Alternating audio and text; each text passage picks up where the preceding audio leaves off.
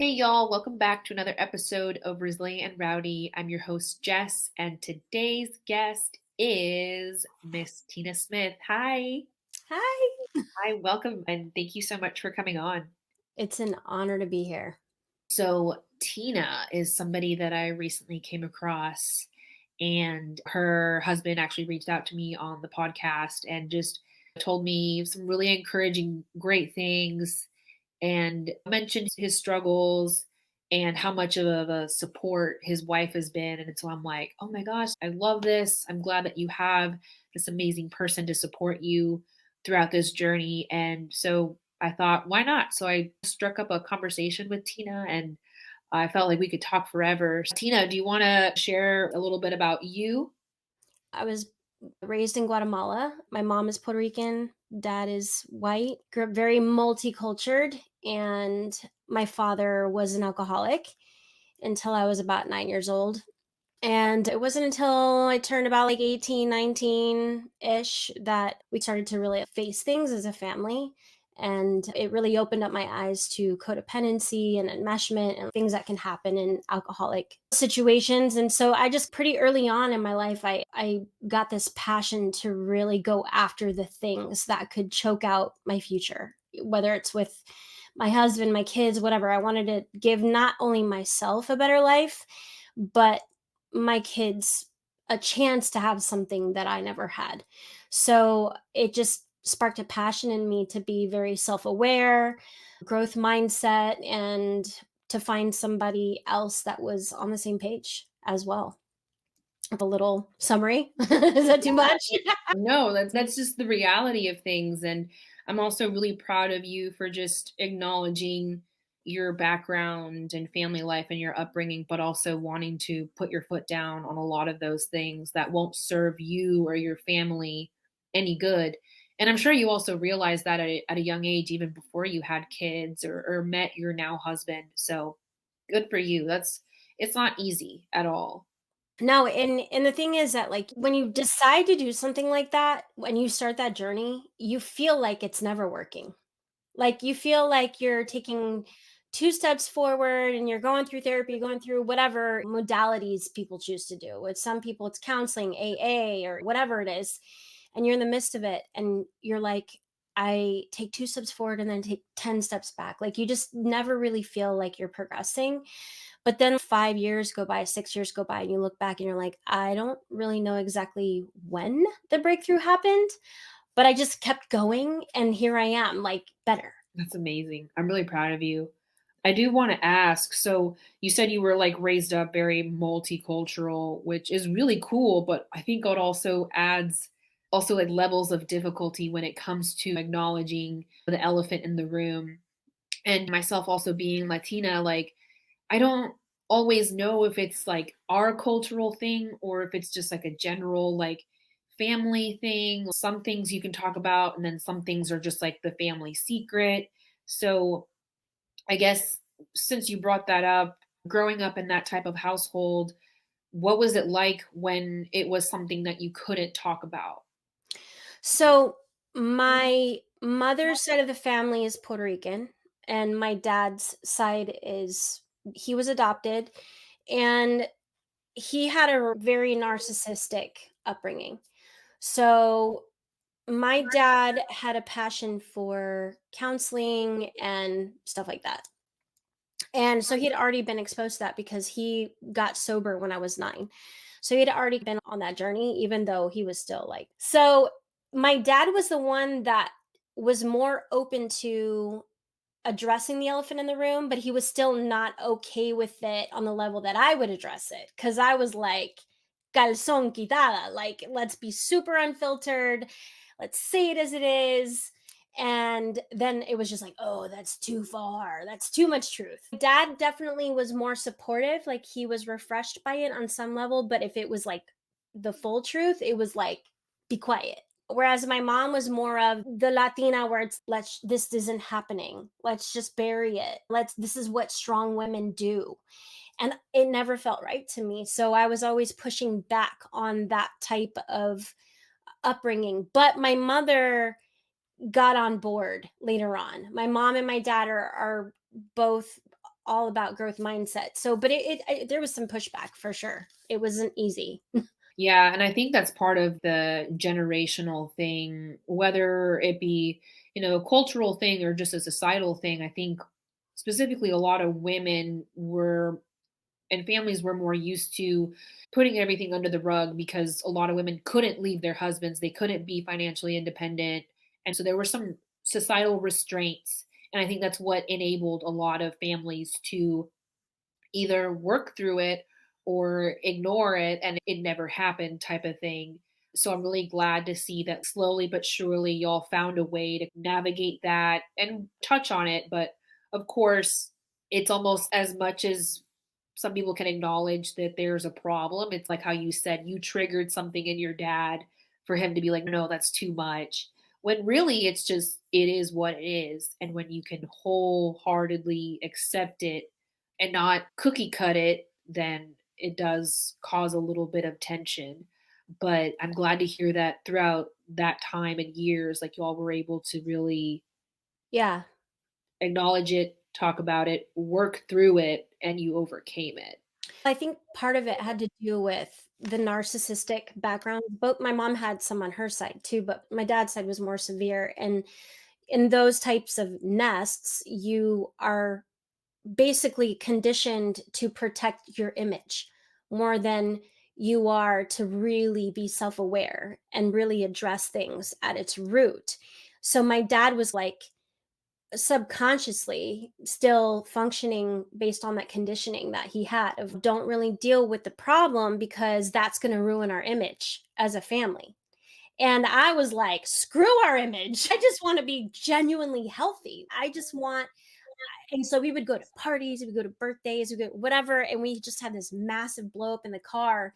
And I would be the one sitting at the party like, I ain't happy. Like this isn't cool. Like I hungered and thirsted for authenticity so Yeah. much. And that really was a foundation for who I gravitated to as a friend as well, Yeah. which kind of also was hard too, because when you have the narcissism in your background, you're also you gravitate towards narcissists and you don't even realize it. So it's like you either have an amazing friend or you have the worst friend in the world.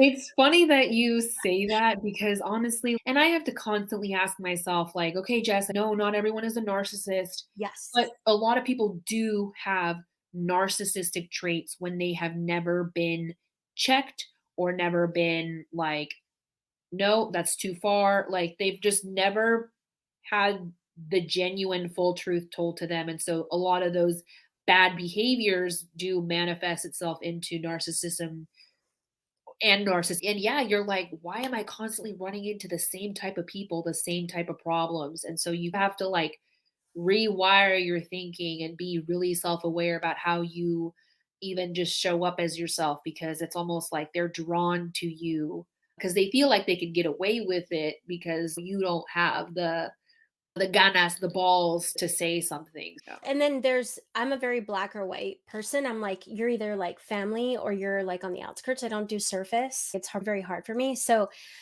when I started to learn about narcissism and identifying it, red flags and all that, you blanket it, you put that black and white perception on it.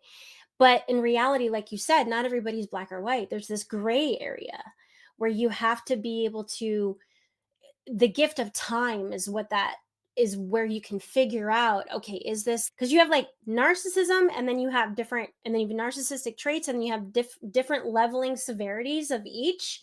And we're not psychologists or therapists, so we can't, even therapists can't figure them out. Sometimes they're so good at hiding.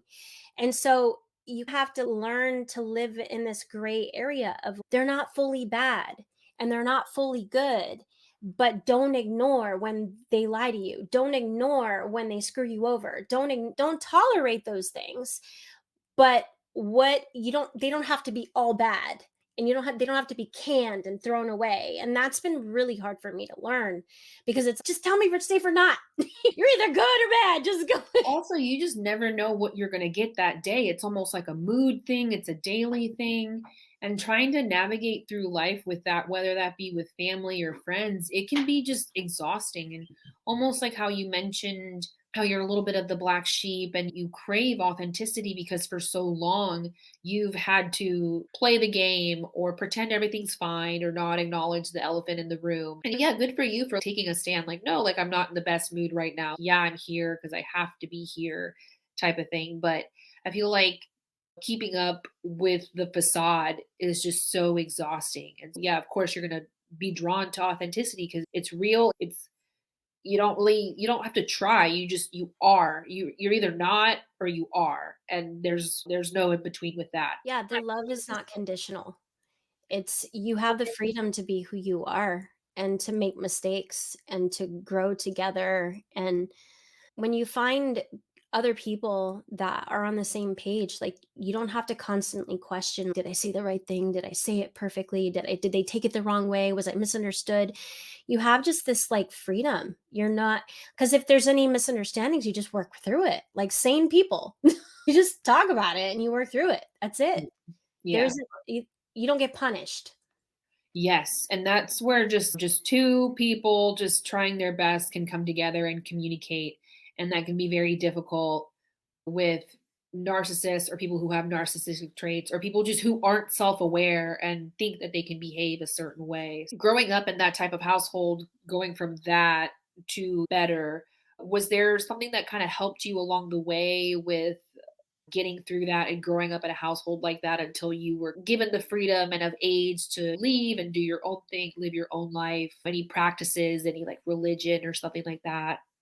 Yeah. So I found God very young. I found God when I was 15. My mom had sent me away to a Baptist camp or something. And I had gotten into getting down with gangs and stuff like that. And I was supposed to fight some girl and it was a very bad situation. I could have lost my life had I like actually engaged in the situation.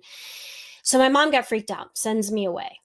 And the very first night that I'm there, I felt the presence of God in a way that I had never felt before. It was just like that. I felt love and I felt just something that I'd been searching for. I gave my heart to God at the age of 15 and everything changed for me. Everything. My friends, my environments, my everything changed for the better.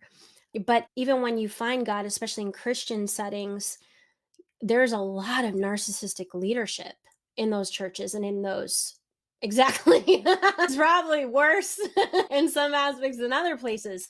So once again, you either find some of the best people, you find some of the worst.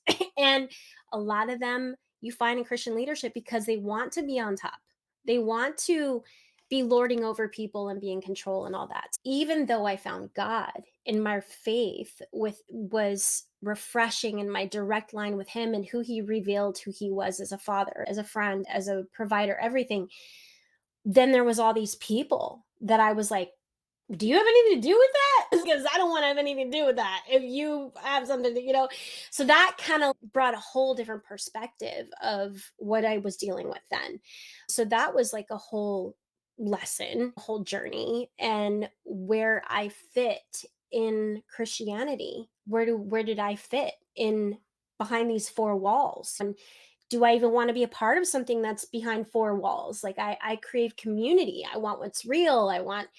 So that opened up all these other doors to like holistic counseling, like psychotherapy, EMDR, inner healing, all these other things that gave me modalities to get me to a place where I felt like, all right, I can separate what is real, what isn't, what is right for me, what isn't, what's subjective, what's objective, and how to grow in the midst of all of that. And it just took me into different areas in my life with music, marriage, how to parent different, it just all those things. So it started with faith and then it branched out that way. It's just developed, snowballed, whatever you want to say. Yeah, I feel like it immersed itself like really strong roots in order for you to be able to show up in all of those different aspects of your life with your current struggles, becoming the woman that you want to be, the parent that you want to be, the spouse that you want to be. Like sometimes religion can really show you and teach you some really difficult lessons in order for you to be the best version of yourself. So, unfortunately, a lot of narcissists and really harmful people can root themselves into religion because it gives them that ability to say, "Oh, God forgives." Okay, God forgives, but I don't have to. You can turn your life around in really good ways, but you can tell when it's performative and when it's real. And also, unfortunately, with that, it's almost because I similarly did the same thing when I was in high school, just trying to be a better person and just do better for myself. It's almost like it threatens the status quo because people think that, oh, she's too good for us now. Like she doesn't want to do this and that. And it's more, no, it's not that I'm above you or anything. It just Exactly. that didn't serve me any good. And I didn't like who I was when I was in those settings or in that environment or what have you. So good for you for, yeah, your mom sent you away, but you really, at least you gave it a chance and you got to see the really good positive side of accepting God into your life. So that's something that you can carry till your deathbed. And that's something that can Right. be really helpful in a lot of the There difficult things in life that comes across. there's such a huge separation between relationship with God and who people represent he is, or what people say he is, or what people say what type of relationship you should have, or what kind of convictions you should have, or what you should do or not do. And when you have that direct line with God, like he reveals that to you what's right for you, especially when you're craving for the authentic. He'll show it. He'll be like, I have nothing to do with that. I'm not with that dude with the Bible bashing on the corner there. I have nothing to do with that. So it's, if you're willing to break away from the control and psychology of these cult mindsets that come up in these organized religion places, because they it happens in all doctrines. I don't care where you're from. It can happen anywhere. If you can smell it and realize this is manipulation and this is motivation, this is coming from a place of love, this is not. When you can separate this, oh, when God speaks, whether it's discipline, whatever, it's bringing me life instead of this is bringing me condemnation. It's making me feel icky and makes me feel shameful and all those things. There's a difference in how he speaks and when he's working. It brings different fruit. Then you don't have time for that. Yeah, and I can really attest to what you just said because I grew up cradle Catholic, did all the things, and ultimately at one point in my life I think I like lost my religion and just didn't want to attach myself with, unfortunately, some of the really rude things said to me from people from the church. And I just shut myself off from that and started to become more spiritual. But even in the spiritual community, you can really go off the deep end. And there's narcissism in that as well, and just really weird stuff. But throughout those years, I felt, oh, I was really cold to it. I was just like, oh, rolled my eyes at it. When I sit down and I think about it, for my friends who are religious, there was definitely a different tone with the folks that would say, I'll pray for you. And it was the energy behind that. Was it like condescending, like, I'll pray for you? Or is it like, I pray for you? And that really meant a lot to me because I knew who truly cared, and that's their way of showing love. And I knew who was using God and religion to be on their high horse or what have you. And that's it just speaks volumes. That 3 words, "I pray for you," or 4, Right. Girl, whatever I it is. just verified. You know what I mean, but it was like I felt the energy behind it, and that helped me not be so closed off and appreciative of the people who that I think we can all admit that life is really freaking hard sometimes, and if that's what you need and that's what your heart craves for solace, for peace, for hope, I respect it.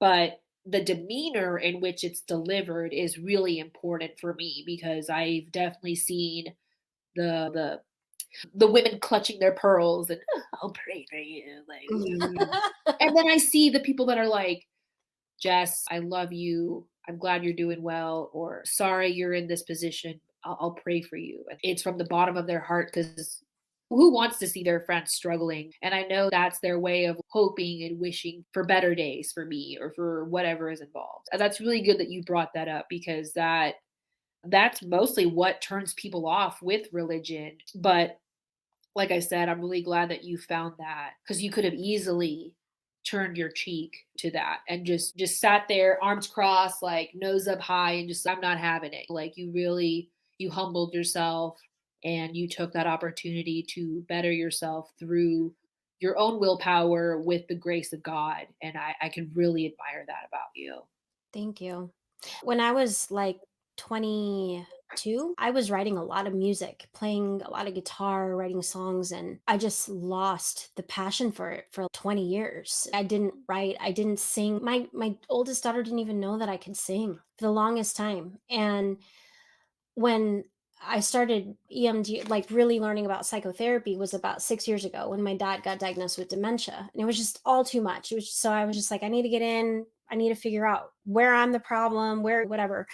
And one of the things that came up in EMDR was there was a specific time I went to Bible school and I was in front of 150 students. And the teacher was like, I just need random musicians to come up here and just start playing together and just sing something and let the Holy Spirit move. And everybody was like, Tina, get up there and sing. There was this old school corito called Lléname. Lléname, lléname, lléname. And everybody knew that I sang it. So they were like, just get up there and sing it. And I was like, I'm really not feeling it. But I got up there.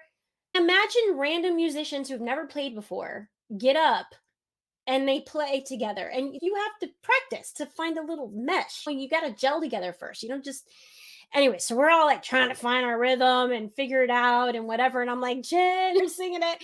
And the teacher turns to me at some point and he shuts the whole thing down and he singles me out of everybody on stage and he says, you are not anointed and you cannot sing and you don't know how to write and you are like, you need to learn how to like do this better.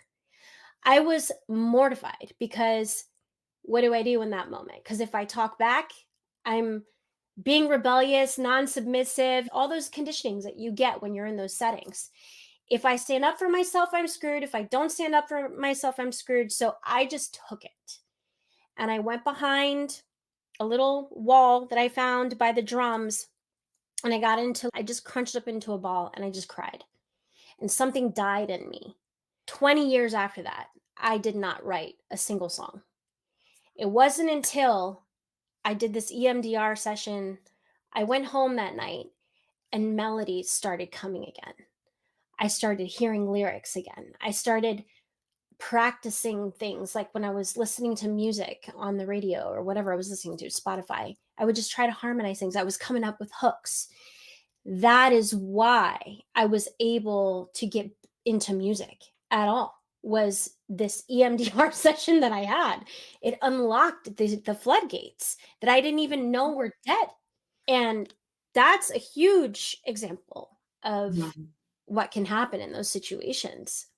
Wow, that's really beautiful that it like reignited that spark, but I'm so sorry that you had that moment and it felt just in my perspective just hearing that right off the bat, I just feel like somebody saw your light and was intimidated by it and felt the need to humble you.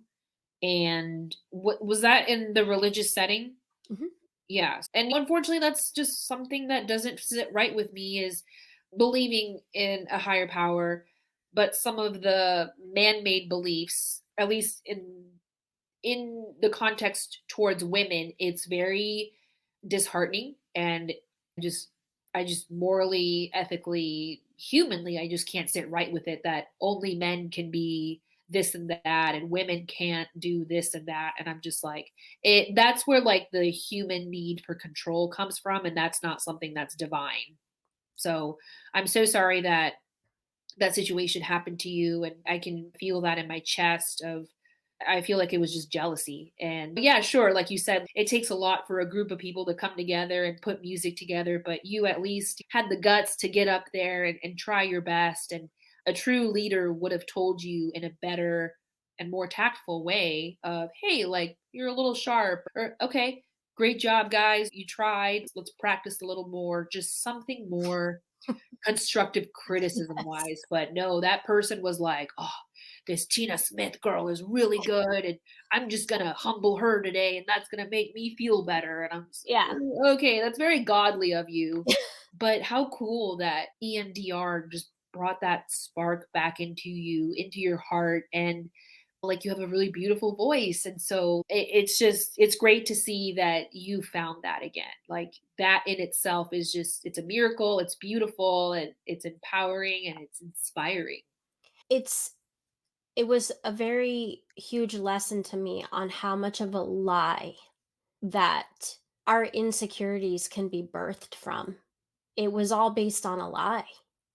And I literally, the light in me was quenched, it was scorched, it was whatever the English word is. It was the vela went out. And I thought it was the truth. And that's why I was saying before that when God is saying something, when God is using somebody to say something, it will always bring life. It's not going to make you feel some type of way. And whatever that man, wherever it came from, because I had been singing that song for months, and then when I would sing it, people would just bust out dancing, and people would get free, and they were just like, maybe he was annoyed. Maybe he was like, this stinking song again. I don't know. I don't know what was irritating him, but it didn't come from God. And it definitely brought me death. But it was an amazing lesson, not only for myself, but for my oldest daughter of don't ever let somebody take your light out like that. Don't do it. Look what it stole from me 20 years, and look what I'm doing now. But we have the courage. We can find the courage to overcome it, and we can find the skills and the tools to break that, to bring life into the bones, whether they're dead or not. That's not our forever story. It's not our end. Like, we don't have to take that to our grave. Yeah, no, and I'm glad that you in yourself you found that lesson to be like very impactful and what to do, what not to do. But I'm really glad that you also talked about that with your daughter, and we're empowering the next generation through some of our difficulties. And yeah, it's having a uncomfortable conversation, but you also don't want your daughter, let alone anyone else, to go through the same things. And sometimes I feel like just that simple, it doesn't have to be a long conversation, but that simple, quick conversation could really change the inner dialogue of somebody, whether they're experiencing that now or they haven't. But if they just so happen to come across a situation like that, they know better. They won't take it personally because time and time again, I'm reminded of questioning that negative inner dialogue in my head because I just didn't have that as a child. So I would let those fears, those insecurities just fester and manifest itself in really ugly ways because I never had the adult to give me that solace of, hey, don't listen to every thought that's in your head. Or if anything, make it constructive and don't make it negative or belittling like that situation that you went through. So that's really good that you taught that to your daughter. I always want to be a teachable person. I always want to be somebody that can learn something from any situation. But when you're younger and you're being told, like, watch your mouth, watch your this, watch your that, it's very confusing to find, okay, when does that apply of standing up for myself? And when is that considered disrespecting the elders or disrespecting your parents or disrespecting whatever? You're just speaking up about what you know is true or what you think is right. And so I really wanted my kid to always know that what she feels always has value. What she sees, her perspective, always has value. Whether I like it or not, I want to hear it. And I can always learn something from it. Yeah, I think that's also just a really good way to carry yourself in life for sure. Nobody likes to know it all. And even if you do know it all, it's how you share it and how you carry yourself about it. And the more that you acknowledge that you don't know everything, like you said, the more teachable you are and the more like you're moldable, you're adaptable, and you're resilient about it, which is really good.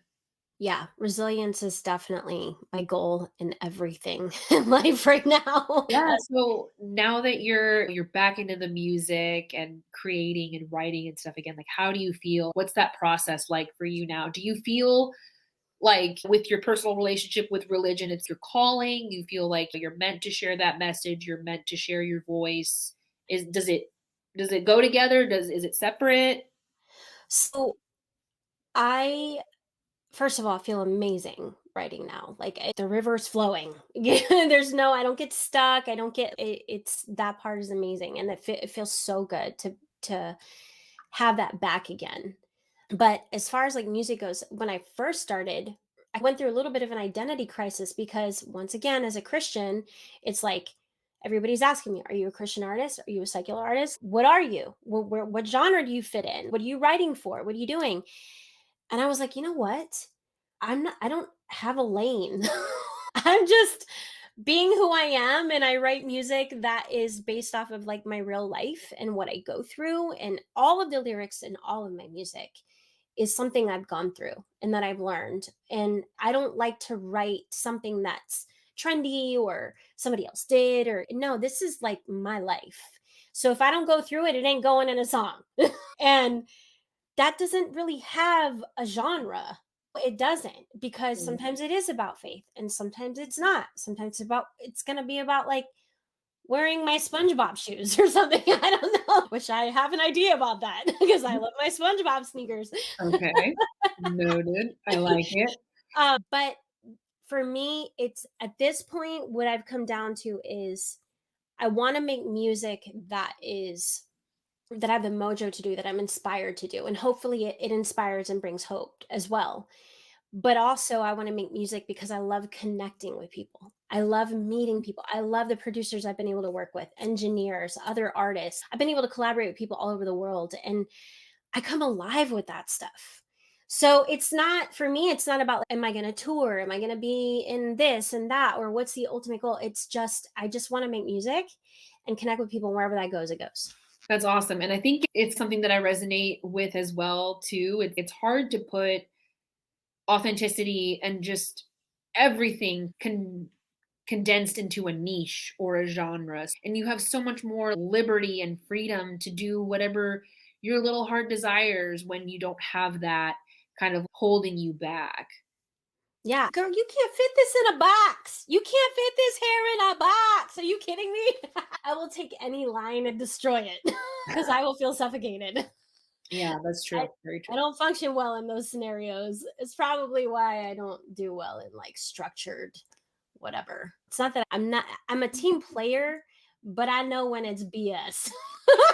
Yeah.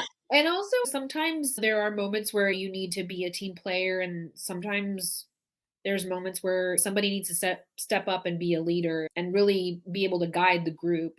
Yeah, and I'm all about integrity and character too, and in a lot of those settings, like even in the Christian hip hop world, and even a lot of the Christian worship music that comes out, like I know things that happen behind the scenes that if people knew about it, they would not listen to that music based off of the Christian mindset of, oh, whatever they live, if I listen to it, then I absorb it or whatever. If you knew about the worship music you listen to, you had to think a little bit differently about it.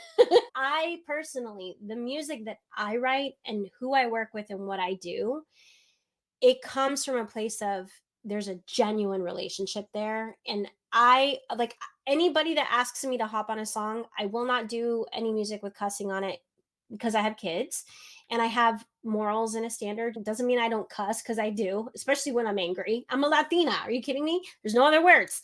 But listen, it just I swear it's good for the brain. It is amazing for the brain.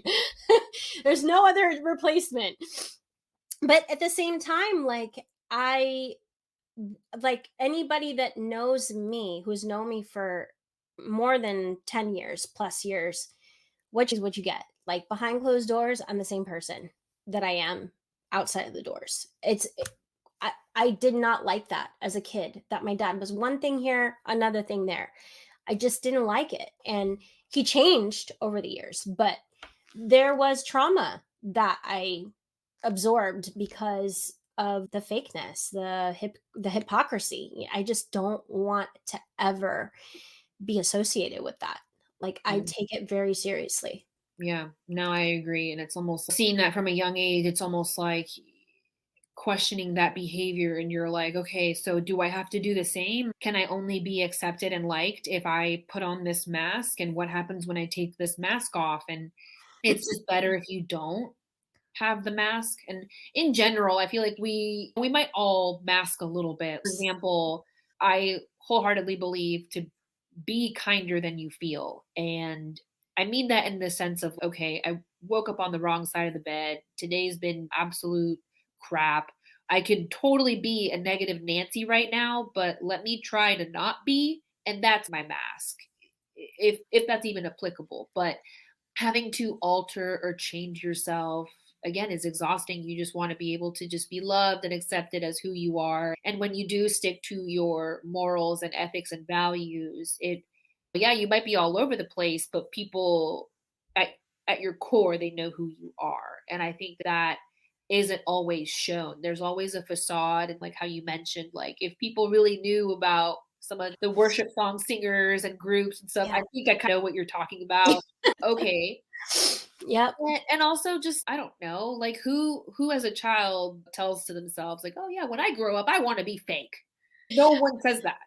You just want to Ah, be liked, you want to be accepted, you want to find your people, and that's not going to be everybody, but the solid friends and family that you do have that love you and appreciate you, and the people that support your music, they love that about you. They love the genuine authenticity that cannot be duplicated or mimicked or even faked because with this whole empowerment movement are people trying to latch on to that and they try to project themselves as that and you can see it that it's very apparent that it's not really real. Like right. people who are don't have to try as hard and don't force it down your throat. They just are. And so that's really cool that you can, establish that in your personal life as well as in your music and everything that you do, everything you touch is just it's honest and it's real and that's really refreshing. Oh, thank you. That means a lot to me. That's what I hope everybody feels. And when I first started releasing music, I was scared to death cuz can you imagine? Here this dude in front of 150 students is like you suck, you this, you that. So I had to face that even though yeah, I you go through the healing of it. You still have to face your demons again. And now I had to face releasing it to the world to criticize. Yeah. Yeah. And it's, oh my gosh, I'm no Mariah Carey. I am no Lauren Hill. Should I even be recording? Am I good enough? Like all of these things. And then I was like, that's, there's already a Lauren Hill. There's already a Mariah Carey. There's no Tina Smith out there. Just do what you do. Be who you are. And just, you'll find your people. Not everybody's going to love it. And that's okay. I don't even love my music all the time. I'm learning, oh, this is what I like more of my music. This is what I don't. This was a practice run, or this was a warm up, or whatever. Oh, I'm not doing that again. Like, whatever. But you learn to be okay with the imperfection.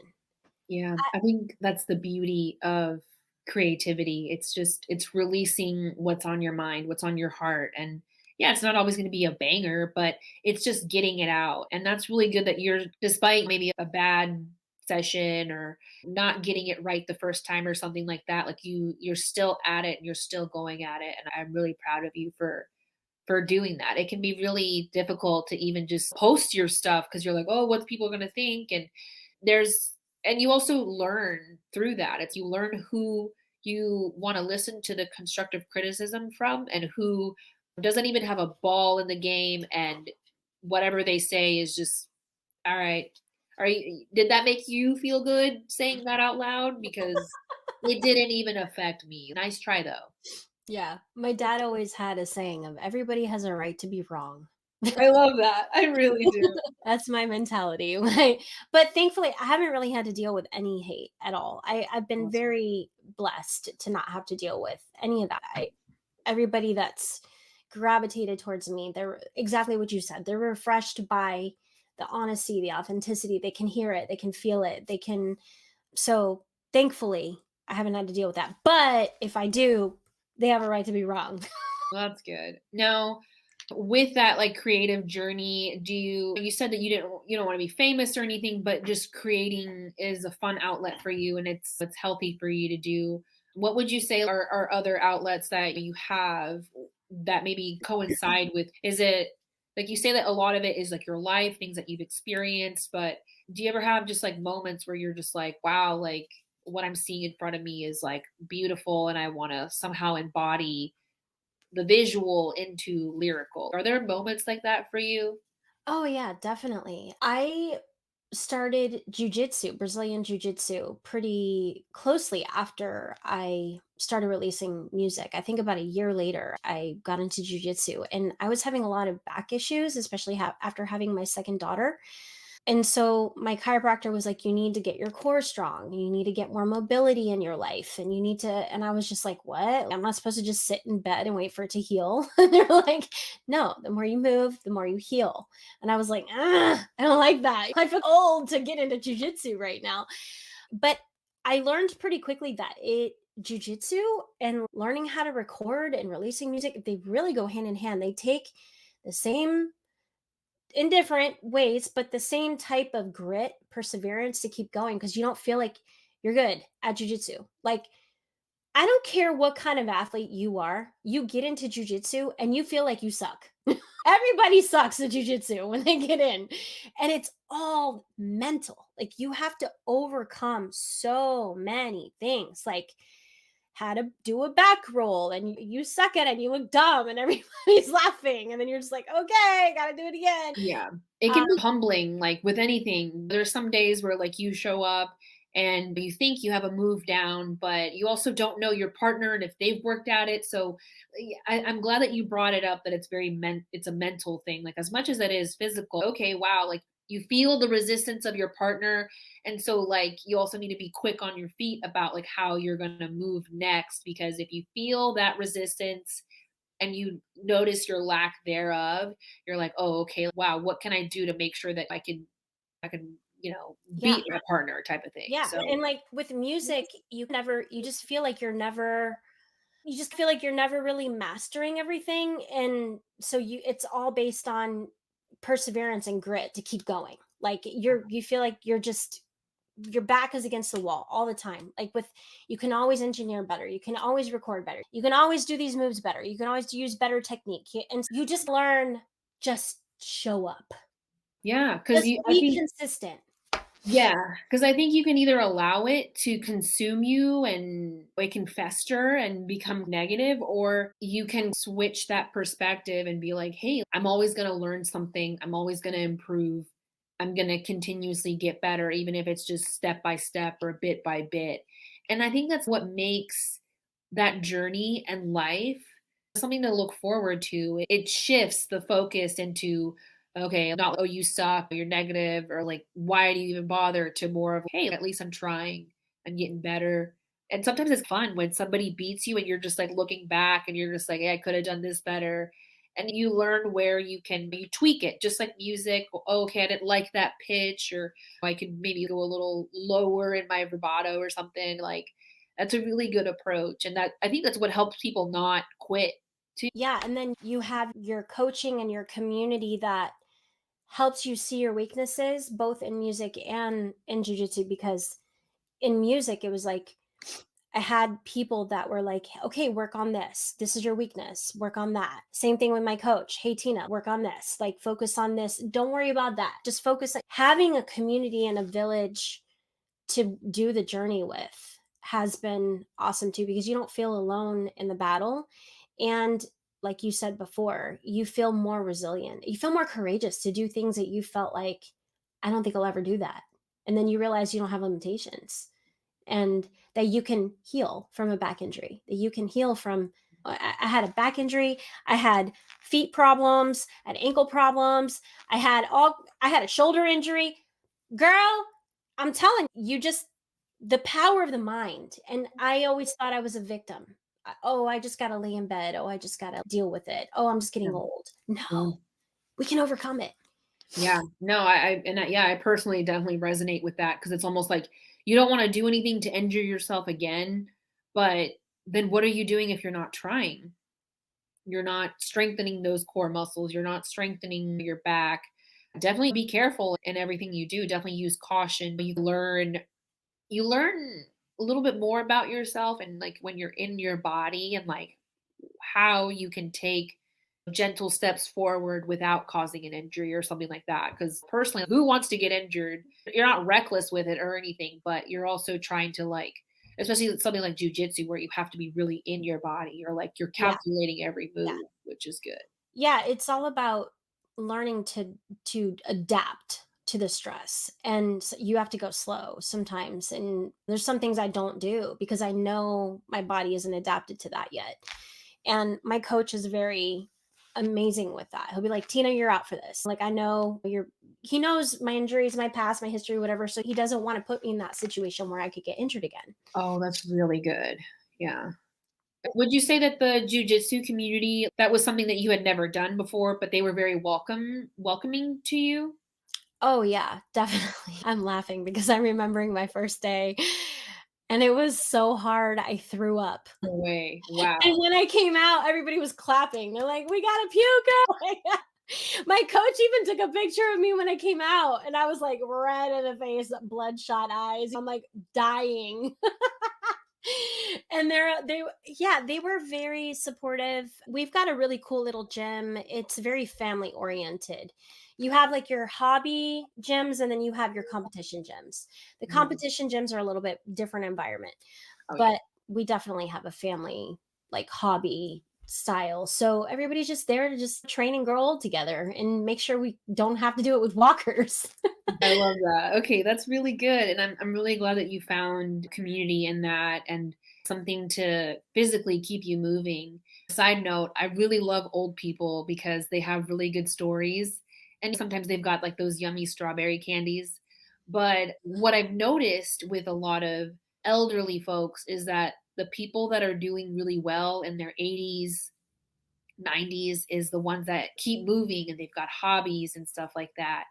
And I'm glad that you told yourself, well, this isn't something that I'm too old for. It's you're always a learner and a beginner at something. And you got out of your comfort zone to do something new and you're kicking butt at it too. Literally and figuratively. That's awesome. Yeah. My coach is in his 50s and he got his black belt in his 50s. And then our the oldest person in our class, his name is George, and he's I believe 63, and he got into jiu-jitsu late in life. Yeah. And so they just inspire me. It's if they can do it, and George outruns everybody. He George is the guy that like out cardios and outruns and outdoes everybody. And I'm like on the side like jogging and he's Reason that doesn't shock me because I had an older platoon sergeant, or he wasn't really older, but he pretended like he was old. Oh, I'm 45 and I'm so old. And so for those long runs, he's, hey, like sometimes minimal effort will keep you running for long periods of time. And he was formerly airborne. And so he taught me the airborne shuffle. It doesn't matter if you're dragging ass, as long as you're continuing to move, like you're going to reach your destination. And so that made my journey with not liking running a lot more pleasurable and a lot easier because it took that mental difficulty out of the game. It's just like, all right, like, and you hear they call it the airborne shuffle because it's literally they're airborne, they always run. And then the shuffle is your I don't like it. It's a pet peeve, but like when you hear people walking and you hear their shoes drag. dragging, but that's what you're doing and you're still moving. And so maybe you're not that fast, but you're still at it and you save up that stamina for, like I said, like long runs. So the fact that an older gentleman is kicking butt at the cardio, like I love that for him. But yeah, that doesn't surprise me. Yeah. I love it. So I wanted to ask you, like, with your journey with creating and even immersing yourself in a new community that you had no experience with prior, like jujitsu, what would you want folks to know that are just getting into music or a new project or just like a new way to express themselves? Like, what are some tidbits that you could share with them to keep them motivated and inspired to create? Okay, so regarding music, let your surroundings and the things that you're passionate about be your inspiration. Let that be your mojo. And Don't try to copy something that's already out there, or don't try to find what's trendy, and don't try to like 90s old school boom bap is coming back. Like you just it's timeless. And but if you're passionate about boom bap and you go and you try to do drill, that's like the mumbling like auto tune stuff, you're not going to be passionate about it, and people are not going to really dig it. But I think just finding what feels right for you. What do you love? And when you tap into that, you will find your people. It may take time, but it's okay. Do you want that long game of it being real fans or real people that really like your music? Or do you want to just boost something and get your numbers? Because then what value does the numbers have? But, and as far as actually writing, I personally like to write with a melody first. I find the melody, I come up with I scat, I can whatever, find a rhythm, and then I find words that fit into that. I have noticed that I can tell when people write first and then try to squeeze that in. Because if it sounds a little too wordy or it doesn't hit right, or, and I'm not saying people can't make that work because some people work that way, but I can definitely tell the difference when somebody writes like that. So for me, that's how I write. And as far as learning how to record, if you want to do it in your own studio, those options are there now. Technology has evolved so much. I work with people from New Zealand. I work with people in Memphis, Tennessee. I've worked with people in Africa. It just technology has evolved. You can do it from home. You don't have to spend hundreds of dollars in a studio anymore. You don't have to spend hundreds of dollars having an engineer going there, whatever. Like you can do it from home. You can learn how to send stems, you can learn how to do all that stuff. It's very easy. Not easy, but there's a learning curve, but you can do it. I did it. And as far as any type of jujitsu goes, or any type of martial art, anything you want to do, don't wait. Just do it. Just take action. There's never a right time. I had back pain when I started. I had ankle pain. Mhm. I had foot pain. I just taped myself up and I did what I could. And I learned about mobility. I got expert advice on how to do it safely, but don't wait. Just go do your dreams. Don't wait. Take action. And I would have waited another 2 to 5 years to take vocal training to whatever. I'm not the best singer out there. I'm not. I know that I'm not. But people love my music. There are people that love it. Mhm. So, I'm gonna keep improving as I go. Like, we don't have to pull what we wanna be 10 years from now into today. We can do our best in today, and our best will look different 5 years from now, and that's okay. You don't have to be perfect. So just do it, take action, and then just show up. Just Mm. every Monday, I'm gonna go to jujitsu. Every Monday, I'm gonna get in the studio. Every Monday, I'm gonna whatever. Just do it and be consistent. Yeah, that was really simple and well put, and sometimes it's simply that. With someone like me that has definitely struggled with, like, anxiety, it's you overthink things and you're, like, paralyzed in your thoughts, and I saw it somewhere, and I can't remember who or what, but the quote was like, "Do it or don't, the time is gonna pass anyway." And that really struck a chord with me because it's you have all these plans and all these things you wanna do or try, but there's excuses or fear, but sometimes it's just simply like you said it, just go out and do it and be consistent and do your best. So that's awesome. Yeah, and don't allow the what ifs or the mishaps or the shortcomings. Don't focus on those things. Focus on all the things that you're going to break through and become, because you overlook those things. Those things hold us back long enough. Yeah, yeah, and I'm sure, like, experience, like, there was so much that you could have done in those 20 years that you weren't creating, and I'm glad that you're motivated and you're doing it now for lost times. Yeah, I really appreciate your insight on things. It's really nice. It's been amazing to see what can happen in a short amount of time when you just give it your all. The connections I've made, the favor that I've gotten, and just when you're not climbing fake ladders, and when you're just doing it because it's your passion and you love it and you're just letting it unfold. Things that are not forced, the way that they play out, it's exciting. It's fun. It's so fun. I'm coming out with a song this is it this month? Where are we? In April? Next month. I'm coming out with a song. I'm like, whatever. So Papa Fresh, he used to be known as DJ Trick. He used to produce for Naughty by Nature back in the day. And I'm coming out with a song with him. And it's old school boom bap. We're bringing the 90s back. I love that. Yes, that's so And exciting. the way that I connected with him was just like total fluke. But he and I become really good friends. And just being able to meet people like that and and learn from the OGs, like he's a dying breed. There aren't he vinyl DJs, like scratches still and Oh, everything.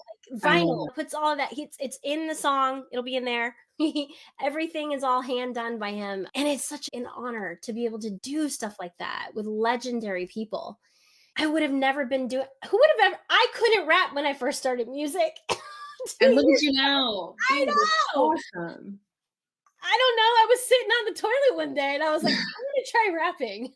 True story. I was like, Okay, that's really funny that you mentioned that because every now and then I'll see a TikTok video or like a Instagram reel, and it's somebody like talking on the toilet. And I'm just like, how many takes did it take for you to publish this video without you like blowing ass in the toilet? how many times did you mute it?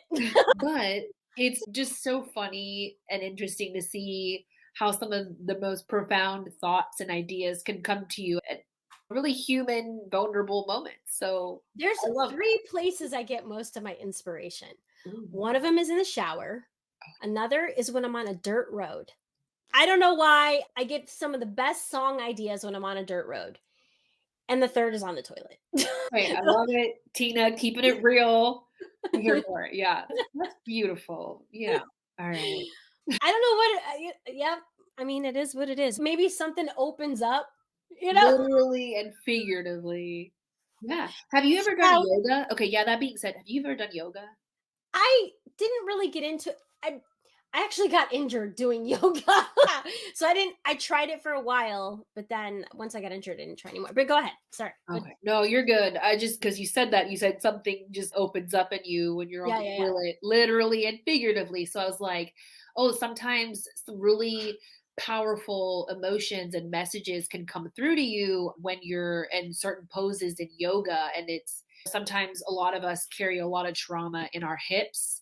And so when you stretch your hips and that area, there's people in yoga that they fart, they queef, they cry, and I'm sure something mentally is going on in there. Like I can definitely say for me that it does. And I didn't believe it until I actually did it. And I was just like, oh wow, like I'm releasing a lot of the suppressed trauma and emotions and stress through my hips. And I was like, wow, this is powerful. Like this is cool stuff. So yeah, maybe you're doing that on the toilet. So I love it. The I creative never thought process. that's a really good connection. That's so true. And that's the cool thing about the creative process is that it can be very personal and very different with whomever you're speaking to. So I appreciate your honesty. There's something about a moving car, and I don't know what it is about. I've actually heard this from a lot of creatives that they get a lot of their best music when they're driving.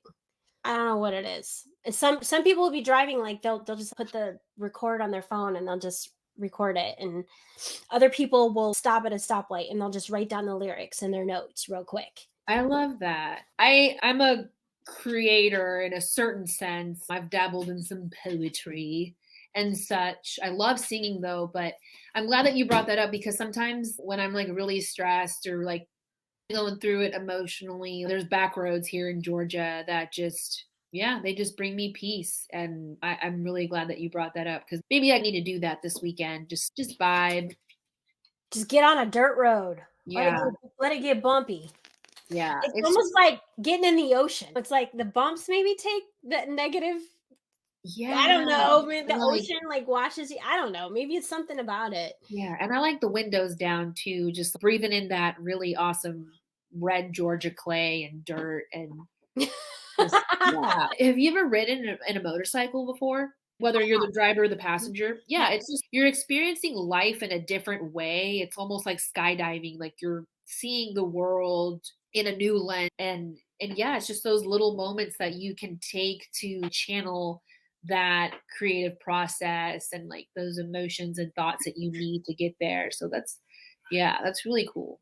It's like silencing the noise so that you can pick up on certain frequencies that are like, and I think that's why a lot of creatives, they tend to create very similar things in similar seasons or in the same seasons. Like somebody be like, "Oh my gosh, like I had a thought about this business idea," or somebody creates the same thing. And it's they're not copying each other. It's almost like it's just there's these little waves that are going along that we're like, "Oh, okay, I'll do that." And the other person catches the same wave.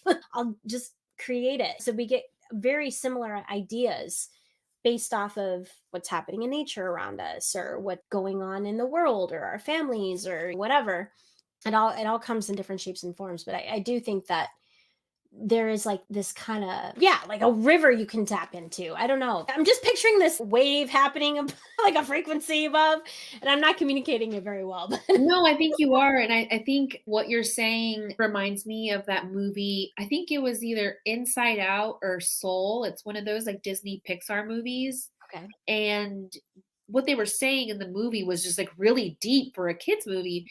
They were like, "Oh yeah, this is where a lot of our musicians, they have these out of body experiences and they're just on a different wavelength than all the other souls, and it's them channeling that energy into and through their fingertips, through their voice."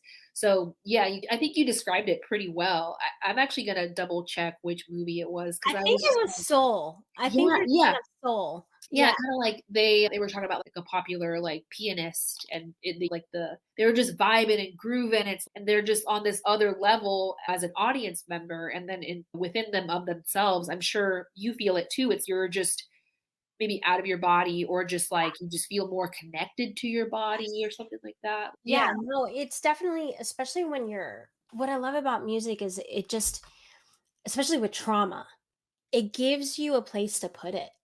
It's like journaling. You can put that trauma when you're journaling, or I've heard people writing things and then burning the paper. There's things that happen to our brains that heal when we see that happen, when we can let it go. Because if we keep it inside, it gives us, we get sick, we get mentally unhealthy, we get physically unhealthy, we get all kinds of stuff happen. So we have to have somewhere to put it. And for me, music is such a beautiful place to, it's, I get to put it somewhere, but then I also get to help other people put their traumas there too, because they can relate to it. It's, oh, I went through that too. And I want to listen to it over and over again. And I'm thinking of what I went through and I'm just like putting it there. I'm singing it out. Yeah, screw you, whatever. Or the song I'm coming out with Papa Fresh is called Rent Free. And it's all about when people try to come and be negative and bully you or try to pull you down in any way, it's, I'm living rent free in your mind. Like I don't have anything left to prove. You're going out of your way to put me down, so I'm rent free in your mind. And it's all about just get ducky, let it roll off, let it be comedy here, because this doesn't have to get, we don't have to internalize that. Yes, that is their bad caca energy, has nothing to do with you. And I love that. I do want to wrap this up. And with that being said, you shared your most recent project coming up next month. But if people want to connect with you, they want to check out your music, where can they find you? So I'm on all platforms. I do have a YouTube page. It's called Tina Smith Musica, because I had to put an A on at the end because somebody else took Tina Smith music. I'm on Instagram, Spotify, Pandora, SoundCloud, all of them. I'm on all platforms. Oh, that's awesome. And I Okay. do have a website as well, Okay. tinasmith.net. Wonderful. All right. So for our audience, I will link all that if you're interested in tuning into what Tina's beautiful heart has to share. And Tina, just thank you so much for just coming on and sharing your story, your testimony, and the beautiful ways that you just express yourself in life. And I'm just so glad that you are this vibrant, shining light and you're inspiring others. Yeah. Thank you again for just coming on. I really appreciate you. Yeah, no, this is really fun. I was super nervous because I was like, I don't know what this is gonna be like. I'm not used to things being all about me.